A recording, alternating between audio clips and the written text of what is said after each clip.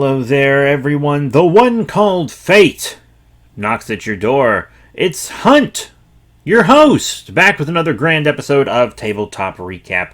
It's just me today. It's just me, because none of my friends will play this game with me anymore.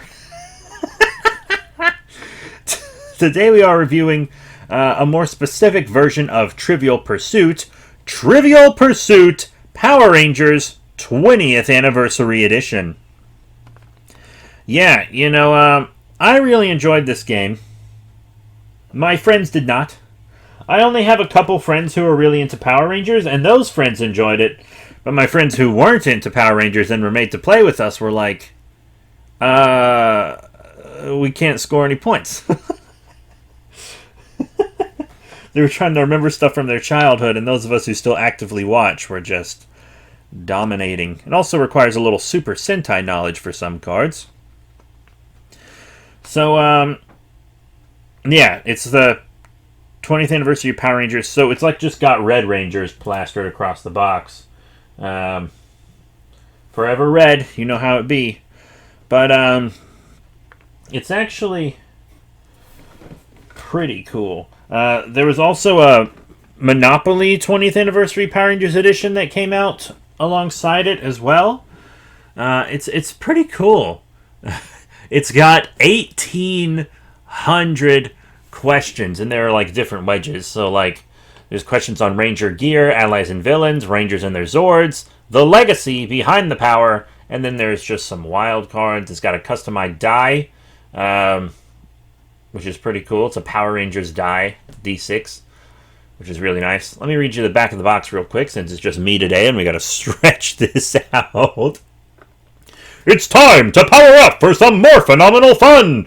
Do you know the name of Zordon's robot sidekick? How about the name of the Red Samurai Ranger's signature weapon? Or can you name 3 Power Ranger seasons that have the word Force in it? Blast into the Power Rangers universe in this special Power Rangers 20th Anniversary Edition of Trivial Pursuit! For the first time ever, the Power Rangers team up with America's favorite trivia game, so fans of all ages can test their knowledge on these legendary heroes. And I'm very happy about it. It's got a Trivial Pursuit board that has like Power Ranger images on it and everything. It's really nice. I've played it several times. My friends who are into Power Rangers, I don't really see them anymore. You know, that's what happens when you grow up. They were high school friends, and now... and early college friends, and I still treasure my memories of them, and I treasure them, but, you know how it be, people just grow apart in life, it's just how it is. So none of my current gaming friends watch Power Rangers, so I never get to play this game anymore, which is really sad. We don't get to play this, I don't get to play this anymore. I need to get my friends into Power Rangers. But, so it comes with the game board, 36 wedges, 6 wedge holders, 300 cards with 1,800 questions about the Power Rangers, and the custom die. And the object of the game is to be the first player to collect all 6 wedges and answer a final question to win. So you have to like set out the game board and everything, and then everyone selects a wedge holder, puts it on a matching color, and then you're basically ready to play. So on your turn, you roll the die and move the number of spaces that it shows. And you can go in either direction you want. It's not specific. If you land on a die space, you roll again. And once again, you can move either direction. The player to your left reads aloud the question that matches the category you land on. And if you answer correctly, and you're not on a wedge space, you get to take another turn. If you answer correctly and you are on a wedge space, you collect that color wedge and take another turn. If you already have the wedge, play continues as if it weren't a wedge space. And if you answer incorrectly, it's the next player's turn, obviously. And once you've collected all 6 wedges, you roll and move to the center space, and you have to land on it exactly. The other players choose your final category. And if you answer the question correctly to win, then you win. And if you answer incorrectly, you get to try again on your next turn. You do not need to roll and move again once you're already on the center, though, thankfully. Because I can see that being a bit annoying. So I'm glad it doesn't do that. And for a quick game, like there's also quick game rules. Those were the standard game rules, but there are also quick game rules, which are basically just collect a wedge anytime you answer a question correctly, not just on wedge spaces. So if you want to just play a quick game, like you can do that. I've noticed lots of the trivia games I have quick game stuff like that. Like Star Trek Scene It, which we're going to talk about, has a party setting. So that's that. And there are several categories. So the blue wedges are about Ranger gear. And that category is about like weapons, morphers, vehicles, etc. And then the kind of hot pink wedges are allies and villains. And that's questions about, allies and villains. I mean, that one's pretty self-explanatory. Yellow is Rangers and their Zords. That's about the Rangers and their Zords. Purple is about like popular quotes, locations, settings, plot lines. I mean, I'm better at that than I am at the gear. I never remember the names of gear.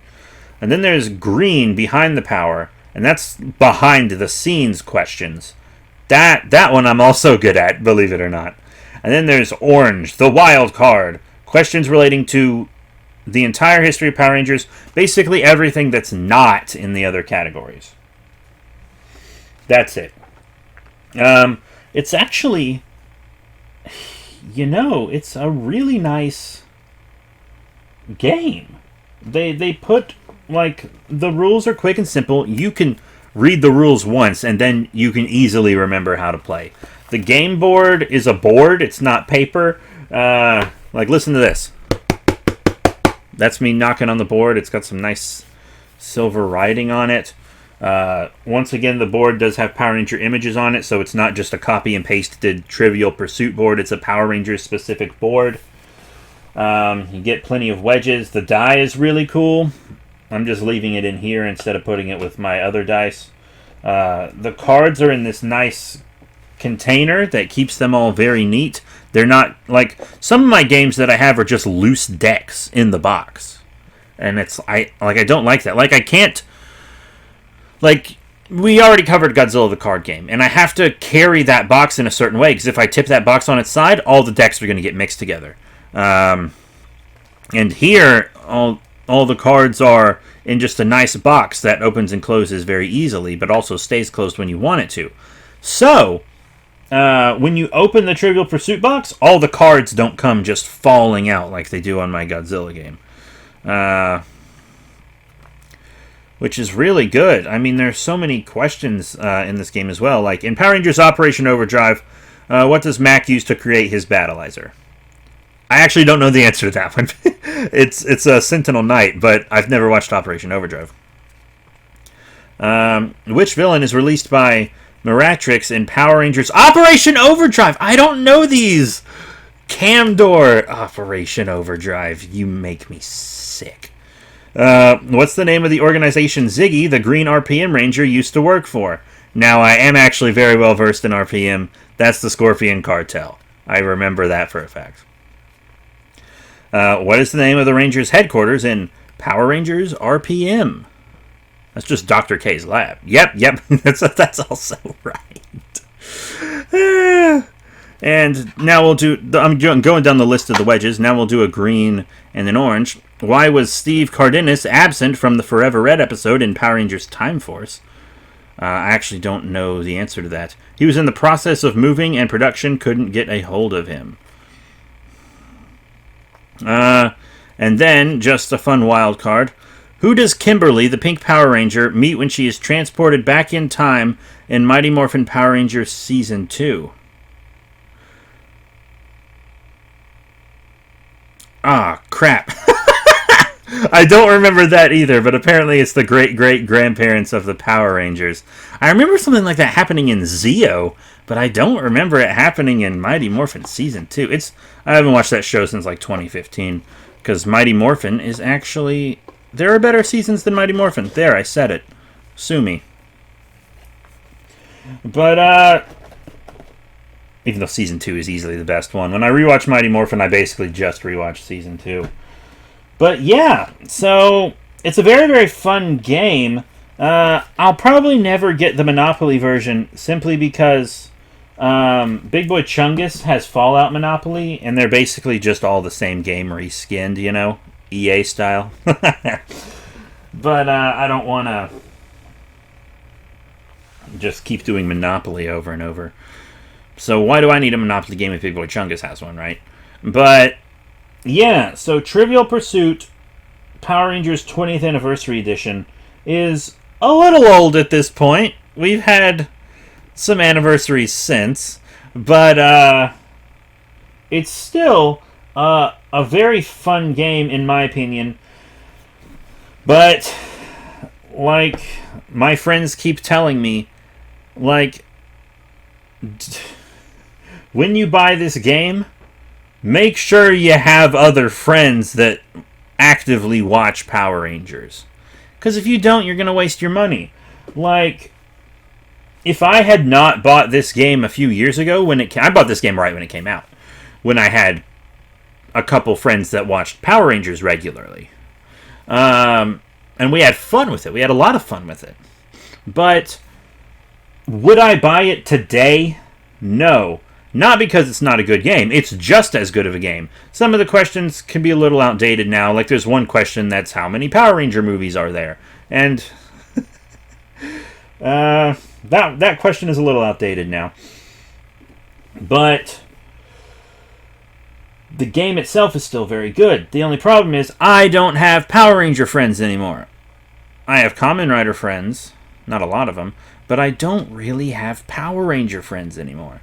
So, I don't have anyone to play it with, sadly. I'm going to keep it around. You never know. I could get my friends in the Power Rangers or meet some people who are really into Power Rangers at the comic shop or something. But I do miss playing this. It's for a lot of players. Like, on the box it says it's for ages 12 and up. So if you have kids who are into Power Rangers, you can play it with them. Make sure they've watched a lot of Power Rangers, though, as your kids should. But it says it's for 2 to 36 players. Yeah. 2 to 36. That's a lot of players. And that's, if you're playing with 36 people, you're really only going to be playing with the quick start rules, to be completely honest. That's basically what you're going to be doing. If you're playing with that many players, you'll probably just be quizzing each other and not really keeping score or something like the party mode on Star Trek Seen It. But, yeah. I guess that's really it. So we're always focusing on Big Boy Chungus's games, you know? So I want to focus on a bit more of my games, which is why I did this episode today.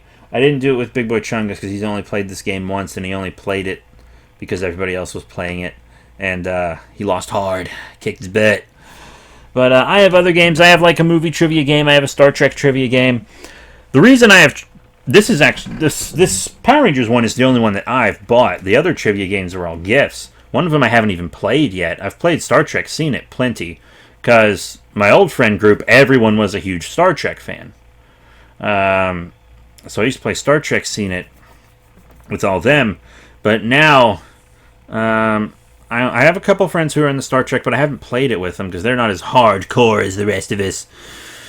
I miss having hardcore Star Trek fans as friends. But, yeah, I'll review Star Trek Seen It and my other trivia game, whose name escapes me soon. We're also going to be reviewing the Pokemon trading card game, Magic the Gathering, the Dragon Ball Super trading card game, the Power Ranger action card game, and those are all just trading card games. Because we already told you about all the board games and stuff we're going to review. But, yeah, so we're going to get all those. And then I want to talk to you guys about something I'm currently writing at the moment. It is a third-party supplement for Call of Cthulhu 7th Edition called The Keeper's Menagerie. Yes, I will be releasing it on Drive-Thru RPG under the Miskatonic repository. And if any of you play Call of Cthulhu, this is really for keepers, as is in the title, Keeper's Menagerie. It's a bunch of non-Cthulhu monsters, or non-Lovecraft monsters, that you can use in your game. Some of the monsters that I've already made stat blocks for are really cool, like Ant-Men, loosely based on the Ant-Men from Greek mythology. The Azhi Dakaka from Middle Eastern mythology. The Baital, which is a type of vampire. Beast people. Bigfoot, of course. Like, why isn't there already a stat block for Bigfoot? Like, Bigfoot is a no-brainer.